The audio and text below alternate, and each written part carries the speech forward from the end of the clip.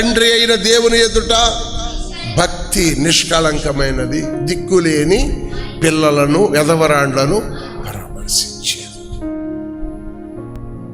భక్తి కాని వాళ్ళకు కావాలి. స్తోత్రం. భక్తి బలవంతమైనది కాదు, భక్తి ఏదో కులానికి సంబంధించింది కాదు, దేశానికి సంబంధించింది కాదు. సర్వ విశ్వమును వ్యాపించడానికి దేవుడే భక్తి అనేక మార్గాన్ని సిద్ధపరిచాడు. నాకేదో అనుకూలముగా నేను చేస్తానని తృప్తి పడితే కాదు, కానీ తండ్రికి ఇష్టమైన భక్తి చేయగలిగిన వారితో ఆయన మాట్లాడతాడు. వారు ప్రార్థన దేవుడు ఆలకిస్తాడు. వారు విన్నపాలు త్రోసివేయక దేవుడు చెవియొగ్గి ఆలకించి వారికి సహకారిగా, వారికి అండగా నిలిచి అననీయాను పిలిచినట్లుగా ఈ దినములంతమంది నన్నును ఒక్కసారి